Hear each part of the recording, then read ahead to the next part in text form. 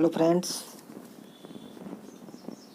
JAC board का class 10वीं का सामाजिक विज्ञान का ऑब्जेक्टिव क्वेश्चन कराने जा रहे हैं।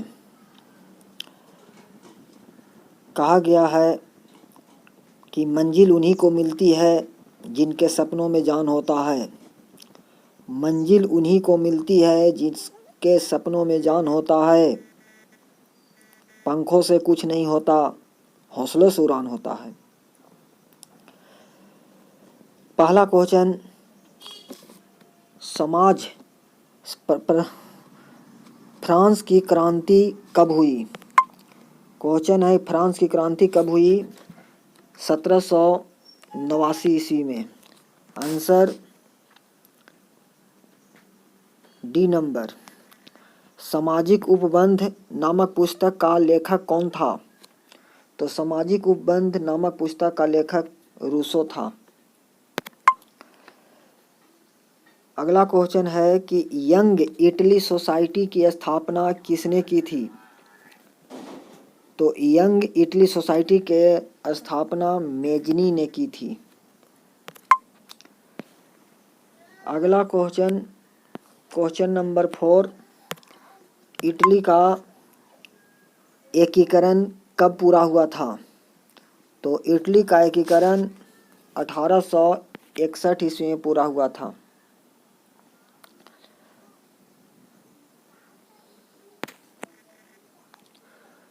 शुल्क संघ जॉलवेराई की स्थापना किसकी पहल पर की गई? तो शुल्क संघ जॉलवेराई की स्थापना परसा की पहल पर की गई। Option number A. Jallianwala Bagh हत्याकांड कब हुआ था? तो जालियांवाला बाग हत्याकांड जो हुआ था 13 अप्रैल 1919 ईस्वी में हुआ था, और ये जो हुआ था अमृतसर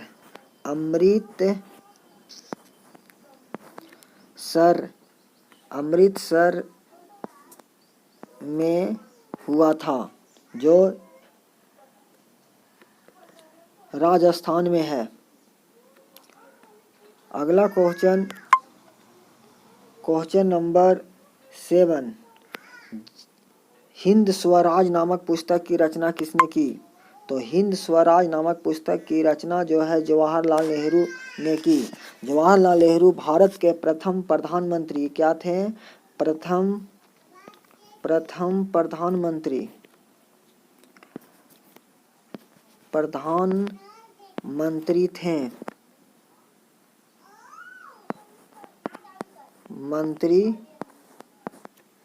थे। तो जवाहरलाल नेहरू को चाचा के नाम से भी जाना जाता है। अब है अगला क्वेश्चन, स्वराज हमारा जन्मसिद्ध अधिकार है और मैं इसे लेकर रहेंगे, यह कथन किसका है या यह किसने कहा? तो ये जो स्वराज जन्म सिद्ध अधिकार है, मैं इसे लेकर रहूँगा, यह जो है बाल गंगाधर तिलक ने कहा।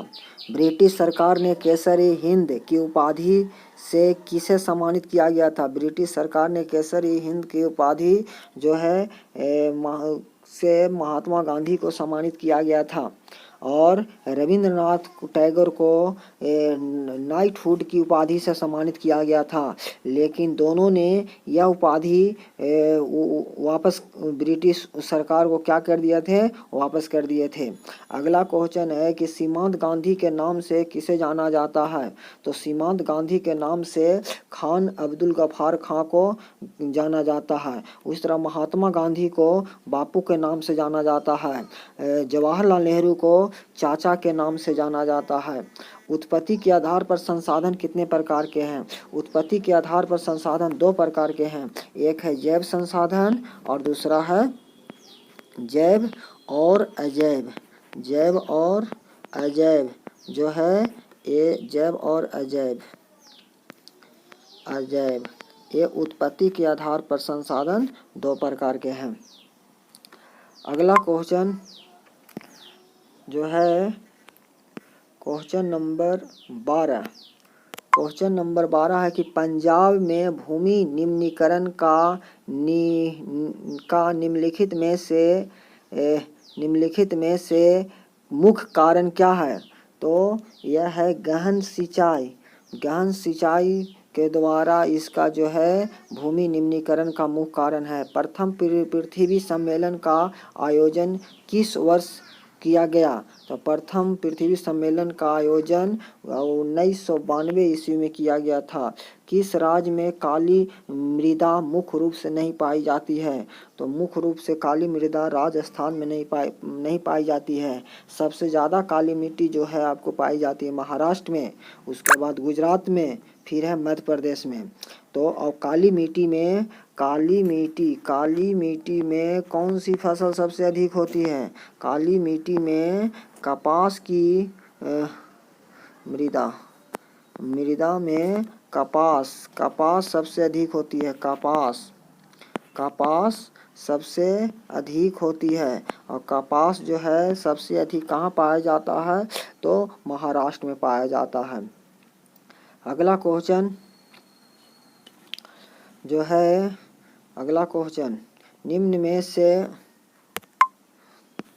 थोड़ा सा ऊपर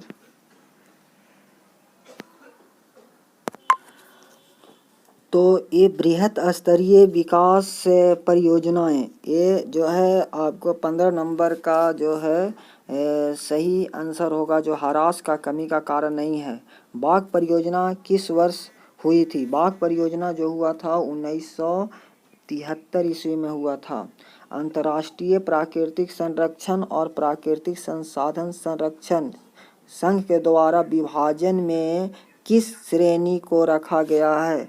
तो इसको विभाजन में जो है किस श्रेणी को रखा गया है?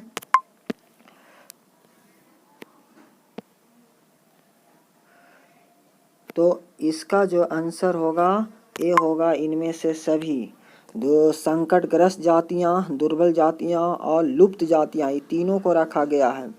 अगला क्वेश्चन है कि 14वीं शताब्दी में किसने दिल्ली के सीरी पोर्ट क्षेत्र में जल की सप्लाई के लिए हौज खास का निर्माण करवाया था? तो ये करवाया था कुतुबुद्दीन ऐबक। अगला क्वेश्चन है 19 नंबर, निम्नलिखित में से कौन सा वाक्यांश बहुउद्देशीय नदी परियोजनाओं के पक्ष में दिया गया तर्क सही नहीं है? तो इसका आंसर हो जाएगा बहुउद्देशीय परियोजना उन क्षेत्रों में जल लाती है जहां जल की कमी होती है। बहुउद्देशीय परियोजना जल बहाव को नियंत्रण करके बाढ़ पर काबू पाती है। बहुउद्देशीय परियोजना से बृहद स्तर पर विस्थापन होता है और आजीविका खत्म होती है। बहुउद्देशीय परियोजना हमारे उद्योग और घरों के लिए विद्युत पैदा करती है। इसका सही आंसर हो गया आपका बी नंबर। बहुउद्देशीय परियोजनाओं से बृहद स्तर पर विस्थापन होता है और आजीविका खत्म होती है। बहुउद्देशीय परियोजनाएं जल बहाव को नियंत्रित करते हैं और बाढ़ पर काबू पाते हैं। बहुउद्देशीय परियोजना उन क्षेत्रों में जल लाती है जहां जल की कमी आती है। सरदार सरोवर बांध किस नदी पर बनाया गया? सरदार सरोवर बांध नर्मदा नदी पर बनाया गया है। समानतः किसी देश का विकास किस आधार पर निर्धारित किया जा सकता है? तो समानतः किसी देश का विकास जो है उपर्युक्त में से सभी प्रति व्यक्ति आय, औसत साक्षरता दर और लोगों के स्वस्थ स्थिति के पर जो है निर्भर करता है। इसलिए ये आंसर जो है ये सभी हो जाएगा। अगला जो है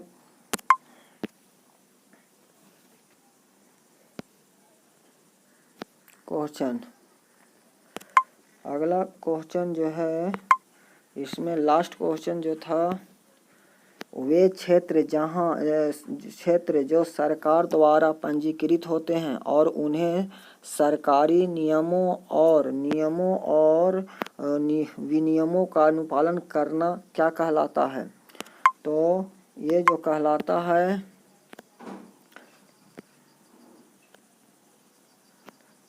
संगठित क्षेत्र कहलाता है। रमेश, सुरेश, नरेश और राकेश 4 भाई हैं। रमेश खेतों में काम कर रहा है, सुरेश किसी फैक्ट्री में काम करता है, नरेश एक शिक्षक और राकेश एक टैक्सी ड्राइवर है। इनमें से कौन सा सेवा कर के अंतर्गत आता है? तो इनमें सेवा कर के अंतर्गत आता है जो शिक्षक और टैक्सी ड्राइवर जो सेवा कर रहा है। तो नरेश और राकेश जो दोनों सेवा कर रहे हैं, इसीलिए ये जो है गया आपको ग नंबर। रोहन एक अकुशल बेरोजगार युवक है। रोजगार गारंटी देने वाली सरकार योजना के मनरेगा के तहत अपना पंजीकरण करवाता है। रोहन को वर्ष में कितने दिन का रोजगार गारंटी मिलेगी? तो एज मिलेगी 100 दिन के लिए रोजगार गारंटी मिलेगी। एक खेत में लक्ष्मण और उसके परिवार 4 व्यक्ति काम कर रहे हैं, जिसमें सालाना 20 क्विंटल का गेहूं होता है। लक्ष्मण को चचेरे भाई करण ने 1 वर्ष तक लक्ष्मण और उसके परिवार साथ मिलकर कार्य किया, परंतु उस वर्ष कुल उत्पादन में कोई वृद्धि नहीं हुई। करण की परिस्थिति को किस श्रेणी में रखा गया है? तो ये जो है प्रच्छन्न बेरोजगारी में रखा गया है। आंसर जो है आपको ख नंबर। अब है अगला क्वेश्चन जो है आपका डी नंबर। 30 नंबर में क्वेश्चन है कि अर्थव्यवस्था में प्रत्येक क्षेत्र के अंतिम उत्पाद को ही गणना क्यों की जाती है? तो बेरोजगारी से बचने के लिए, दोहरी गणना की समस्या से बचने के लिए, अधिक लागत की समस्या से बचने के लिए, या इनमें से कोई नहीं। तो अर्थव्यवस्था में प्रत्येक क्षेत्र में अंतिम उत्पाद की गणना क्यों की जाती है? तो बेरोजगारी से बचने के लिए, दोहरी गणना की समस्या से बचने के लिए, अधिक लागत की समस्या से बचने के लिए, या इनमें से कोई नहीं। तो इसमें है दोहरी गणना की समस्या से बचने के लिए। सत्ता के साझेदारी के संबंध में निम्नलिखित कौन सा कथन असत्य है? सत्ता के साझेदारी लोकतंत्र के लाभकारी है, सही है। इनमें से सामाजिक समूहों का टकराव का अंदेशा घटता है, या स्थिर और आपसी फूट को बढ़ाती है।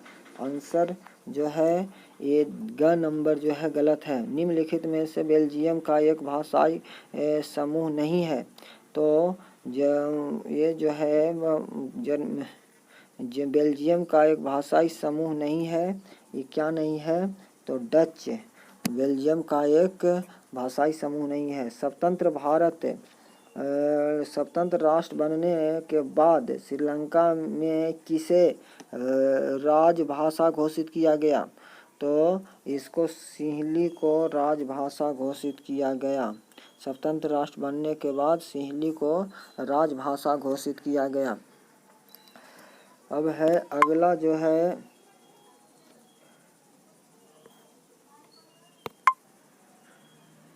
33 के बाद 34 नंबर। 34 नंबर जो है क्या है? श्रीलंका स्वतंत्र राष्ट्र कब बना? 1947 ईस्वी में। श्रीलंका स्वतंत्र राष्ट्र कब बना? 1947 ईस्वी में। निम्न में से कौन संघवाद की एक विशेषता नहीं है? संघवाद की एक विशेषता नहीं है। तो यहाँ सरकार 2 या अधिक स्तरों वाली होती है, या विभिन्न सरकार की अलग अलग स्तर की सरकार एक ही नागरिक समूह पर शासन करती है। विभिन्न स्तरों की सरकारों के अधिकार क्षेत्र संविधान में स्पष्ट रूप से वर्णित नहीं है। अदालतों को संविधान और विभिन्न स्तर के सरकारों के अधिकारों की व्याख्या करने का अधिकार है। इसका जो राइट आंसर है ग नंबर। विभिन्न स्तरों के सरकारों के अधिकार क्षेत्र संविधान के स्पष्ट रूप से वर्णित नहीं होते हैं। ये जो है गलत है। निम्न में से कौन भारत की अनुसूचित भाषा के रूप में शामिल नहीं है? तो भाषा के रूप में शामिल नहीं है ये राजस्थानी, लेकिन इसमें राजस्थानी भाषा नहीं दिया हुआ है, इसलिए इसका आंसर हो जाएगा अरबी।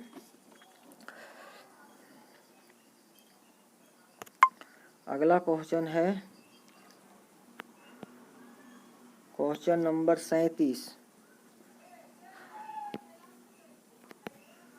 क्वेश्चन नंबर 37, निम्न में से कौन सुमेलित नहीं है? तो राज्य सरकार राष्ट्र सूची का होता है, सही बात है। केंद्र सरकार संघीय सूची का होता है। केंद्र और राज्य सरकार जो समवर्ती सूची का होता है। स्थानीय सरकार अवशिष्ट अधिकार है, ये जो है आंसर होगा। भारत के विकेंद्रीकरण के संबंध में कौन सत्य है? तो पंचायत और नगरपालिका चुनाव कराने के लिए राष्ट्रीय चुनाव आयोग का नामक संस्थान गठन किया गया है, ये जो है सत्य है। अगला जो है 39 नंबर और 40 नंबर, निम्न में से कौन सुमेलित नहीं है? तो दबाव समूह राजनीतिक में सीधे भाग लेते हैं, ये जो है गलत है, ये सब सही नहीं है, सुमेलित नहीं है। आंदोलन किसी संस्था के समस्या के समाधान के लिए चलाया गया एक संगठन संघीय जिससे में संगठित संरचना हो भी सकती है और नहीं भी, ये सही है। वर्ग विशेष के हित में किसी विशेष तबके या समूह के हितों में बढ़ावा देने वाले संगठन। राजनीतिक दल ऐसा संगठन जो राजनीतिक सत्ता पाने के लिए गरज से लोगों को लाभवंत करते हैं, ये भी सही है। अब है निम्न में से कौन सुमेलित नहीं है? इसमें नर्मदा बचाओ आंदोलन एक मुद्दे पर आधारित आंदोलन है। खाद्य विक्रेता संघ, दबाव समूह का तृणमूल कांग्रेस, राजनीतिक दल, सही बात है। श्रीलंका संघात्मक संघ प्रणाली, इसमें नर्मदा जो बचाओ आंदोलन ये सुमेलित नहीं है। तो अगर वीडियो अच्छा लगे तो लाइक, सब्सक्राइब और शेयर ज़रूर करें इसी तरह वीडियो पाने के लिए। जय हिंद।